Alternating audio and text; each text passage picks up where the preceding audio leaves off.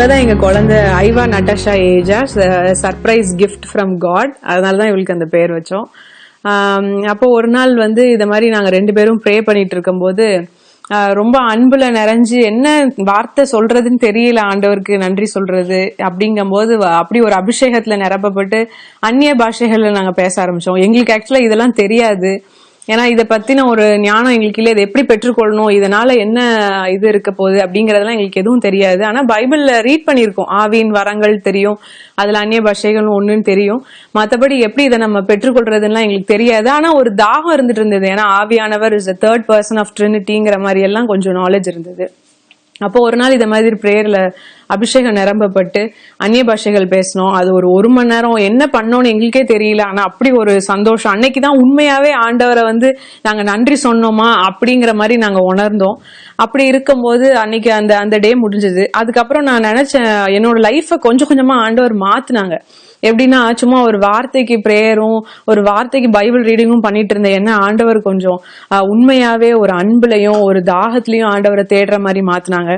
அந்த very next day of the anointing என்ன பண்ணாங்கன்னா, ஆண்டவர் எங்க கிட்ட எனக்கு வந்து இந்த குழந்தை வந்து சிசேரியன் அப்படிங்கறதுனால முதுகு வலி இருந்துட்டு இருந்தது. டெய்லி நைட்டு வேலையெல்லாம் முடிச்சுட்டு படுக்கும் போது பேக் பெயின் இருந்தது.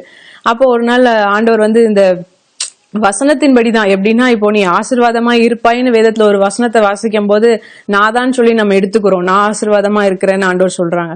அப்போ நீ இதுல வந்து heal the sick, cleanse the lepers எல்லாம் படிக்கும் போது அப்ப நாங்க யோசிச்சோம், வியாதியஸ்தர்களை சுகமாக்கணும், அப்ப இயேசுவின் மூலம் நமக்கு இந்த அதிகாரம் கொடுத்திருக்காங்கும் போது அப்ப அதுவும் எனக்கு அப்ளை ஆகணுமே அப்படின்னு நாங்க சும்மாதான் பிராக்டிஸ் மாதிரி தான் ஒரு விசுவாசத்துல பண்ணோம். ஏன்னா ஆண்டவரோட வசனங்கள் உண்மையானதுன்னு சொல்லி நாங்க விசுவாசிச்சோம்.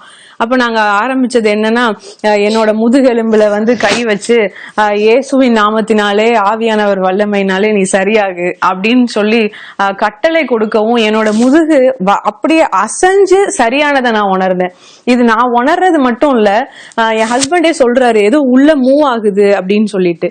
அப்போ அத மாதிரி நான் ஃபீல் பண்ணேன். அதுல இருந்து எனக்கு அந்த முதுகு வலியில விசிபிளாவே இந்த பெண்டு நேராயிருச்சு. அப்ப நாங்க யோசிச்சோம், ஐயோ இப்படி ஒரு ஆண்டவரையா நம்ம வந்து இத்தனை நாளைக்கு அப்புறம் கண்டுபிடிச்சதுக்கு அப்புறமும் நம்ம எந்த அளவுக்கு இருந்தோம் அப்படின்னு நாங்க யோசிச்சோம். அப்புறம் தான் நாங்க வீட்டுல சின்ன சின்ன விஷயத்துக்கு கூட சும்மா ஒரு தலைவலினா கூட இயேசுவின் நாமத்துல நீ தலைவலி இப்ப நீ வெளியே போகணும்னு சொல்லி கட்டளை கொடுத்தோம். அது கேட்டுச்சு. எங்களுக்கே ரொம்ப சர்ப்ரைஸ், இந்த மாதிரி எல்லாம் நம்மளுக்கு நடக்குமா, நம்மளாம் என்ன அப்படின்ற மாதிரி இருந்தது. ஆனா after the anointing God was doing miracles. அதை நாங்க பார்க்க ஆரம்பிச்சோம். அப்புறம் எங்களுக்கு என்னன்னா, சரி இன்னொருத்தவங்களுக்கும் பண்ணலாம் அப்படின்ற மாதிரி, யாராச்சும் தெரிஞ்சவங்க உடம்பு சரியில்லைன்னா சும்மா போயிட்டு ப்ரே பண்ணிட்டு வர்றதுக்கு பதிலா நாங்க போய் என்ன பண்ணோம்னா, command in the name of Jesus, அதுதான் எங்களுக்கு ஆண்டவர் சொன்னது. அந்த மாதிரி செய்யும் போது நிறைய பேரோட பிரச்சனைகள் சால்வ் ஆச்சு. ஈவன் கிட்னி ஃபெயிலியர் ஆனவங்களுக்கு ஆண்டவர் சுகப்படுத்தினாங்க. Cancer patients God healed. இன்னொன்னு என்னன்னா, ஒருத்தவங்களுக்கு ரொம்ப பெக்யூலரான கேஸ் ஃபர்ஸ்ட் நான் பார்த்தது என்னன்னா, அவங்களுக்கு வந்து வயிறு வந்து அசிடிட்டிங்கிறாங்க, சாப்பிட முடியலன்னு சொல்றாங்க. டாக்டர்ஸ் கிட்ட எல்லாம் போயிட்டு வந்துட்டாங்க. ஆனா ஏப்பமா வருது, எனக்கு வந்து சாப்பிட முடியல. கடைசி அவங்க ஹஸ்பண்ட் ஃபெடப் ஆயிட்டாரு, இவளுக்கு ஏதோ மனநோயே, இவ எதுவுமே இல்லாம இப்படி சொல்றான்னு சொல்லி. அப்ப அவங்க என்கிட்ட பிரேயருக்கு வரும்போது எனக்கு ஆண்டவர் ஒரு விஷன் தான் காட்டினாங்க. எப்படின்னா, ஒரு டெத் பெட்ல ஒருத்தர் இருக்கிற மாதிரியும், இந்த சிஸ்டரோட ஏர்லி ஏஜ்ல அவங்க இருக்கிற மாதிரியும், அந்த டெத் பெட்ல இருக்கிறவரு இவங்க தலையில கை வைக்கிற மாதிரியும், சம்திங் ஹேப்பன்ட், அதனால இவங்களுக்கு ஏதோ அஃபெக்ட் ஆயிருக்குன்ற மாதிரியும் ஐ சா விஷன்.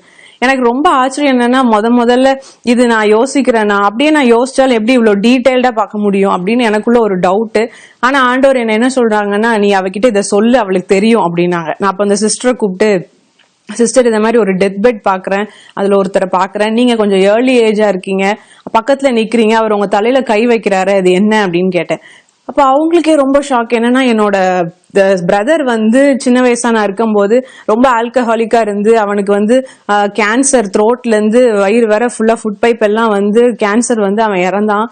அவன் வந்து சாகும்போது என் தலையில கை வச்சுட்டு இறந்துட்டான் அப்படின்ற மாதிரி சொன்னாங்க. சொன்ன உடனே எனக்கு ஐயோ ஆண்டவர் இவ்வளவு தெளிவா நம்மகிட்ட காட்டுறாங்களா, சரி நம்ம அதை பிரேக் பண்ணி ப்ரே பண்ணலாம் அப்படின்னு சொல்லி அவங்கள கூப்பிட்டு இயேசுவின் நாமத்தினாலே இந்த ஸ்பிரிட்ஸ் இவங்களுக்கு வந்திருக்க கூடாதுன்னு சொல்லி கட்டளையிட்டு வெளியேறும்படியா சொன்னோம்.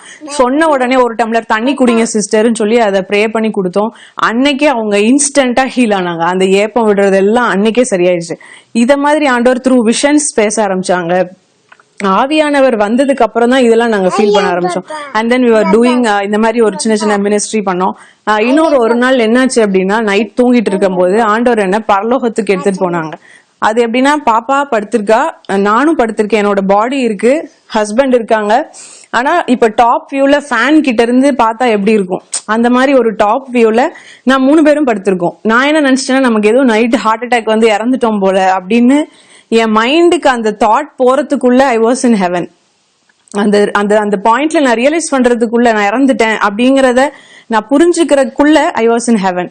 ஹெவன்ங்கிறது எப்படி தெரியுதுன்னா, ஒரு மாதிரி மிஸ்டியா இருக்கு. ஃபுல்லா த்ரோன்ல ஃபாதர் காட் இருக்காங்க, ஆனா அவரை நல்லா பார்க்க முடியல. பயங்கரமான பிரகாசம். அந்த வெளிச்சத்துலதான் நாங்கெல்லாம் நிக்கிறோம். அண்ட் அதுக்கு முன்னாடி வந்து மூப்பர்கள் இருக்காங்க. எனக்கு இதெல்லாம் ஆக்சுவலா அப்ப தெரியாது. ஹெவன்ல வந்து பரிசுத்தவான்கள் இருப்பாங்கலாம். இதை நான் வந்து பார்த்துட்டு வந்து ஒரு எல்டர் ஒருத்தவங்க கிட்ட சொல்லும் போது அவங்க சொன்னாங்க, ரெவலேஷன் 3rd chapterல இது இருக்கு, அததான் நீ பாத்திருக்க அப்படின்னு சொல்லி. அப்ப நான் அவங்கள பாக்குறேன் அண்ட் இயேசுவை பாக்குறேன். அப்போ பிதாவானவருடைய சத்தம் கேக்குது. இது வந்து conversation is not in any language, not through any words.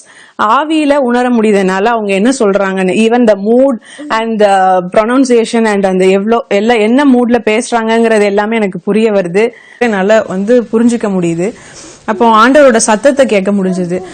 ஒரு கோபமான ஒரு சத்தம் மாதிரி தான் தெரிஞ்சது எனக்கு. அது என்ன மெசேஜ் கன்வே பண்ணாங்க அப்படின்னா, அபிஷேகம் பண்ணப்பட்டவங்களுக்கு கிருபை வந்து கிடையாது அப்படின்னு சொல்லி என்கிட்ட ஃபர்ஸ்ட் சொன்னாங்க. அப்போ என்னன்னா, அபிஷேகம் பண்ணப்பட்டவங்களுக்கு கிருபை இல்லை அப்படின்னா என்ன, எனக்கு புரியல அப்படின்னு நான் யோசிக்கும் போதே அடுத்தது சொல்றாங்க, அபிஷேகம்ங்கிறது என்னிடத்திலிருந்து வருவது, நான் பரிசுத்தரா இருக்கிறது போல நீங்களும் பரிசுத்தமா இருக்கணும். அதுல வந்து நம்ம காம்ப்ரமைஸ் பண்ணிட்டு கிருபையை வந்து பார்த்துட்டு இருக்கோம் அப்படின்னு நம்ம வந்து சொல்லக்கூடாதுன்னு டீச் பண்ணாங்க.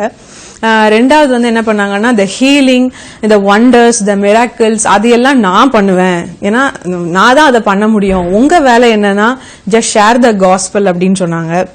சுவிசேஷம் அறிவிக்கிறது தான் உங்க வேலை, இந்த மிராக்கிள்ஸ் ஹீலிங்ஸ் எல்லாம் நான் பண்ணிடுவேன் அப்படின்னாங்க. அடுத்தது வந்து மினிஸ்ட்ரி வந்து பேசிக்கே வந்து ஹோலினஸ் தாங்கிறத ரெண்டாவதும் கன்ஃபார்ம் பண்ணி திருப்பியும் சொன்னாங்க இந்த 3rd point. And 4th point என்னன்னா, சர்ச்சஸ்ல ஆண்டவரோட வருகை குறிச்சு பேசுறது ரொம்ப கம்மியா இருக்கு, அதனால தானியேலையும் வெளிப்படுத்துதலையும் பத்தி நீங்க சொல்லணும். அதாவது எடுத்துக்கொள்ளுதல்னா என்ன, ஆண்டவரோட வருகையில என்ன நடக்க போகுது, நம்ம எப்படி இனிமேல் உள்ள நாட்கள்ல ஃபேஸ் பண்ண போறோம் அப்படிங்கறதெல்லாம் நீ சொல்லணும் அப்படின்னு சொல்லி சொன்னாங்க. இதெல்லாம் நான் வந்து ரொம்ப அமைதியா கேட்டேன். ஒரு பயம் நடுக்கம் எனக்குள்ள இருந்தது. இதெல்லாம் கேட்டுட்டு இன்னும் சில காரியங்கள் சொன்னாங்க.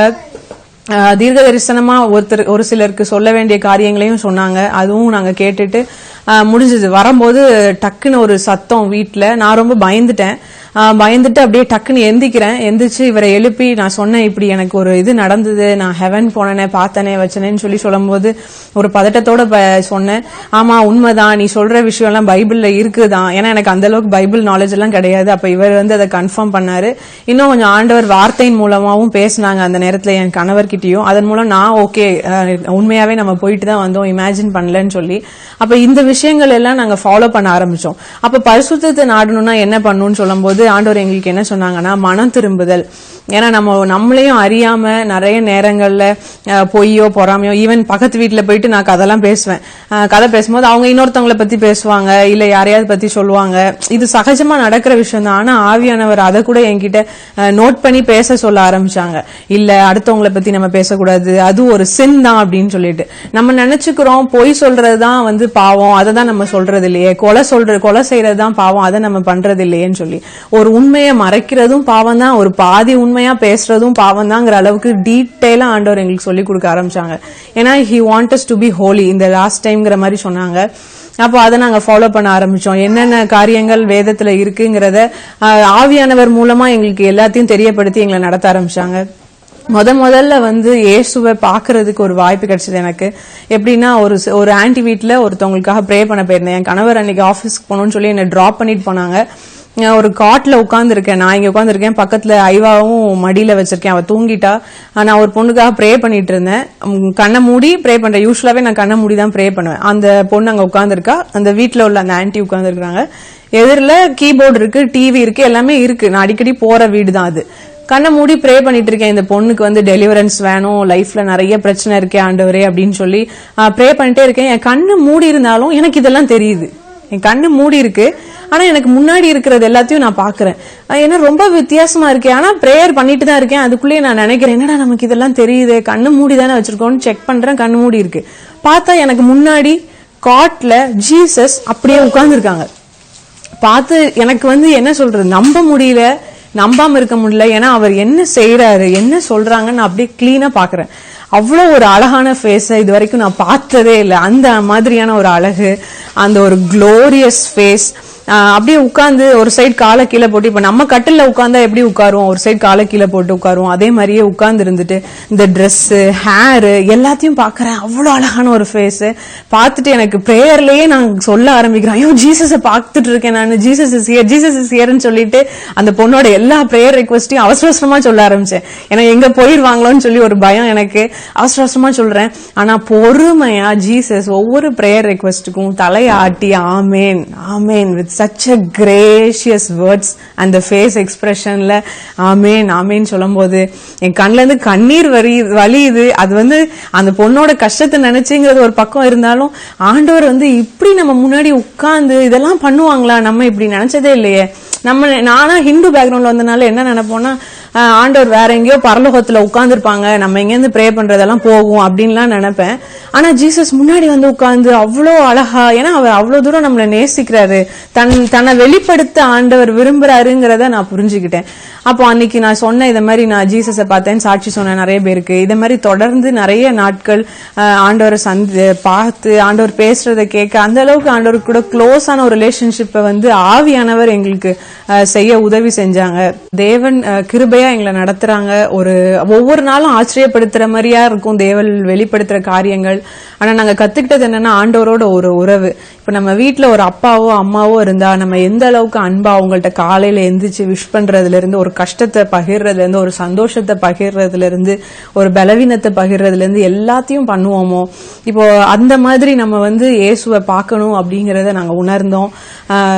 சும்மா ஒரு சர்ச் கோயிங் கிறிஸ்டியன் லைஃபா அப்படி நம்ம இருக்க வேணாம். ஆண்டவர் வந்து ஒரு உறவை எதிர்பார்க்கிறாரு. ஏன்னா நம்ம அப்படி இருக்கிறத விட God is expecting something from us னா we should doங்கிற மாதிரி எங்களுக்கு தோண ஆரம்பிச்சது. அந்த மாதிரி ரிலேஷன்ஷிப்பை பண்ண ஆரம்பிச்சோம். அண்ட் தென் ஹோலினஸ்ல நடக்கணும்னு சொல்லி அதுக்கு ஆவியானவர் எங்களுக்கு முழுமையா உதவி செய்யறாங்க.